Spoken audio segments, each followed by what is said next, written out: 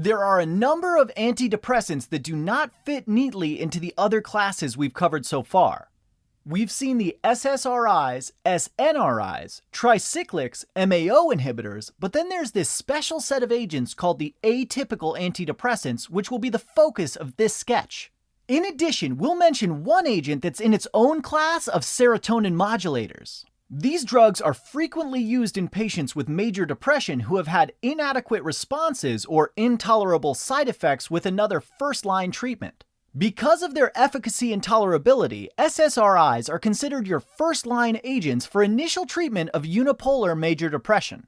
Yeah, the atypical antidepressants and serotonin modulators are often relegated to bench warmer status. However, these agents have some pretty unique properties as well, bumping them up to first line when a patient is looking for certain desirable characteristics. So instead of bench warmers, think of these agents more as a sixth man, or in this sketch, sixth woman. She starts on the bench, sure, but if you're looking for that extra passing play late in the game, or more likely, if you need to say, help someone stop smoking, or you're in need of reduced sexual side effects, then put these agents in the game. Let's start with the atypical antidepressants. And because these are pro ball players, I'd like to introduce bupropion. Whenever you think of treating depression, I want you to think of enhancing the synaptic availability of monoamines. Just think of our SSRI and SNRI sitcom sketch where we described how these drugs treat depression and anxiety by inhibiting serotonin and norepinephrine reuptake, thereby increasing monoamine availability in the CNS. Bupropion is an antidepressant drug with a chemical structure similar to that of amphetamines that works by inhibiting the reuptake of norepinephrine and dopamine, hence the new slogan of the Women's Pro Basketball Association, Net Dat Ball Pro. NET stands for the norepinephrine transporter responsible for the presynaptic reuptake of norepinephrine from the synapse. DAT stands for the dopamine transporter responsible for the reuptake of dopamine. So, as these pro ballers net dat ball, remember that bupropion antagonizes the effects of these two transporters and increases the synaptic levels of norepinephrine and dopamine. And I just want to emphasize that unlike the previous antidepressants that we encountered, bupropion has no effect on serotonin. No smiley faces here. Because bupropion resembles amphetamine in chemical structure, it exerts CNS activating effects.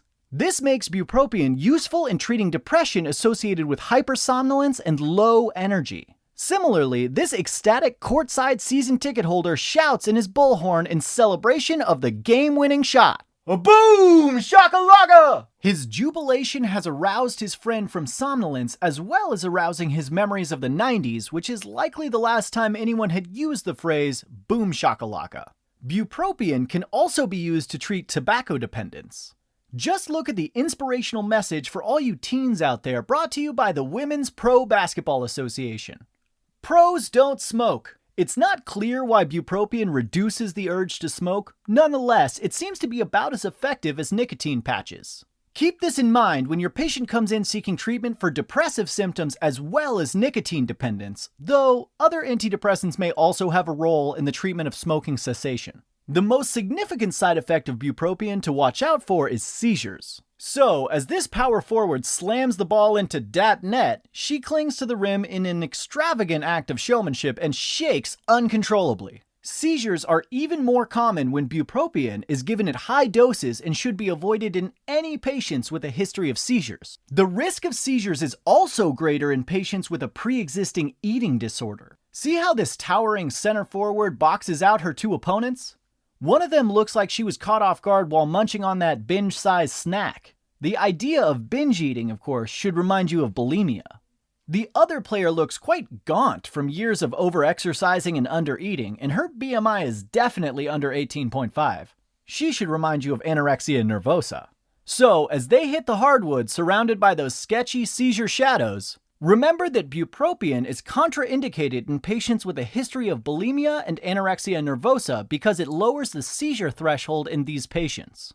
Bupropion is therefore contraindicated in patients with seizure disorders or current or prior diagnosis of bulimia or anorexia nervosa. Remember, bupropion is not your typical antidepressant. And it actually has a few added benefits that make it the preferred agent for treating major depression in certain patients. First of all, remember that bupropion is different than the other antidepressants in that it doesn't affect serotonin. And unlike agents such as SSRIs, bupropion does not cause sexual dysfunction. Score! This is depicted by this young couple locking lips under the basket after the game-winning shot. Get a room. Remember that SSRIs can cause sexual side effects in up to 50% of patients. And if your patient is distressed by a significant decrease in libido or impaired sexual performance, consider transitioning to bupropion instead. Lastly, bupropion may also be preferred because it causes less weight gain than other antidepressants. So check out our last public service announcement meant to inspire all those kids out there playing NBA Jam on their SNES to get off their duffs and stay fit. It turns out that bupropion can help with weight maintenance, or it can even be associated with mild weight loss. Alright, the next atypical antidepressant to introduce is mirtazapine. If you recall, mirtazapine is the alpha-2 blocker featured on the wall of the opera house haunted by the Phantom of the Alpha. And in that scene, the name mirtazapine was embodied by the phrase mirth and misery. Here, the same saying mirth and misery adorns the screen on the Jumbotron. At Sketchy, whenever we talk about the treatment of depression, we'll include a symbol like this one, the sad mask to remind you of the negative symptoms associated with major depressive disorder, and the happy mask to emphasize the goal of treatment, which is remission of all symptoms. Mirtazapine's ability to block presynaptic alpha-2 receptors is represented by the extinguished double alpha candle. In this scene, we've updated it a bit, depicting instead two alpha-shaped filaments that are out. Inhibition of the presynaptic alpha-2 autoreceptor causes an increase in presynaptic catecholamine release. This is represented here by a celebratory release of balloons covered with serotonin smiley faces and norepinephrine north compass points. Mirtazapine's pharmacology is actually quite complex, and the receptors affected by this drug don't stop there. See these retired jerseys hanging from the rafters? One was worn by the great Buck Williams, number 52. The other by the acclaimed, nay, worshipped, Artis Gilmore, number 53. Let these inactivated numbers represent mirtazapine's additional ability to antagonize 5-HT2 and 5-HT3 serotonin receptors, respectively. Mirtazapine is also a potent H1 histamine receptor antagonist. So, in that private box up there, the head caterer can be seen wielding a beeswater, our recurring Sketchy symbol for antihistamine action. As you might have guessed, this antagonism at the H1 histamine receptor can cause sedation, which is depicted by our sleeping fan here who lost interest about halfway through the match. You know, some people come for love of the game. This guy, though, came for love of whatever that pink stuff is in front of him. This side effect can actually be used therapeutically, making mirtazapine one of the first-line options for patients with major depression and insomnia. Mirtazapine can also be used as an adjunctive treatment with the more activating antidepressants like bupropion to balance out the effect. Notice, too, that our private booth patron is also looking quite rotund from the long season of exorbitant dinners. Unlike bupropion, mirtazapine is associated with weight gain. Though it's often an unwanted side effect, this too may be desirable for some patients, including the elderly or patients with major depression and anorexia. Like bupropion, mirtazapine may be preferred as a first-line treatment for major depression because of its lack of sexual side effects. And next to the mirth and misery cam, we've got the kiss cam, featuring our sexually active and presumably fully functional lovebirds. Seriously, that is disgusting. Go get a room. Alright, it's time to introduce our last agent, which has a slightly different mechanism than the other antidepressants in this chapter. Say hello to trazodone, signified by the overzealous trombone player from the local college band who rushes the court after the supposed game-winning shot. Careful, Gary, you remember what happened last time? You rushed the field too early with that trombone of yours when Stanford supposedly won? Can we wait for the official whistle this time? Trazodone is a serotonin modulator. In other words, it antagonizes postsynaptic serotonin receptors while also weakly inhibiting serotonin reuptake, and I don't know, it gets a little wishy-washy from there, but trazodone's various effects on serotonin will be represented here by the drummer modulating the tempo of serotonin with his big smiley face drum. Trazodone specifically antagonizes 5-HT2 receptors, so as a little extra reminder, our serotonin-modulating drummer here wears the revered, inactive 52 jersey.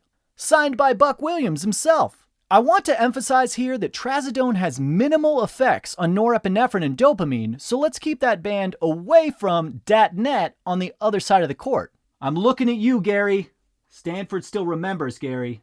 Trazodone does, however, antagonize alpha-1 receptors as indicated by the celebratory lighter that has been extinguished by the blast from that trombone. Notice that the extinguished wick forms the shape of an alpha, our recurring sketchy symbol for alpha-1 blockade. As we know, alpha-1 blockade can cause major vasodilation, which leads to a rare but serious effect of trazodone therapy, priapism. Priapism is a persistent erection lasting more than 4 hours that is not associated with sexual excitement. Let the firmly erect trombone remind you of this side effect, as well as the nickname for this drug, trazobone. Priapism is most common in young adult men, and it is a medical emergency that can result in permanent damage to penile tissue and erectile dysfunction if left untreated. Furthermore, trazodone should be used with caution in patients with conditions that predispose to priapism, such as sickle cell disease and multiple myeloma. Another side effect of alpha-1 antagonism is postural hypotension. And here we see the coach of the opposing team has passed out in disbelief that his championship dreams are over. He looks pretty old too, though, so I might ask about chest pain or something, just to be safe. Trazodone is also a potent H1 histamine receptor antagonist, and the ensuing sedating effects of trazodone can actually be quite pronounced. We saved trazodone for last because it is not a first-line treatment for depression, having been supplanted by the SSRIs. Rather, because of its hypnotic effects, its main therapeutic benefit is for patients with insomnia and major depression. And, as you can see, the opposing team just didn't have enough gas in the tank. I mean, they are completely out. Just look at them. We've also included our recurring antihistamine B-swatter, just for good measure. Because of its sedative effects, trazodone should be avoided in the elderly and should not be used with other CNS depressants, including benzodiazepines and barbiturates. Trazodone is a sedating antidepressant most often used as a hypnotic to treat insomnia associated with depression or with antidepressant treatment.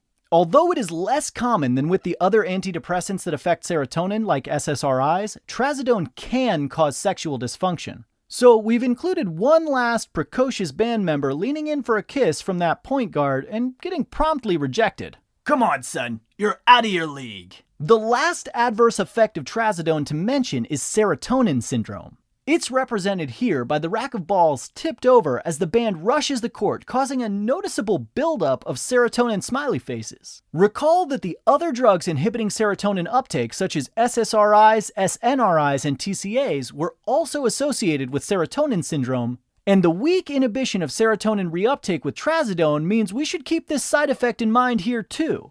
Check out our SSRI sitcom for more details about the specific symptoms and management options.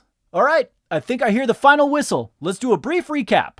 Bupropion is an atypical antidepressant that inhibits the reuptake of norepinephrine and dopamine. Net dat ball, pro! Increased norepinephrine means it can be stimulating, so it's useful for treating depression associated with hypersomnolence. Boom shakalaka! It can also be used to treat tobacco dependence. Pros don't smoke.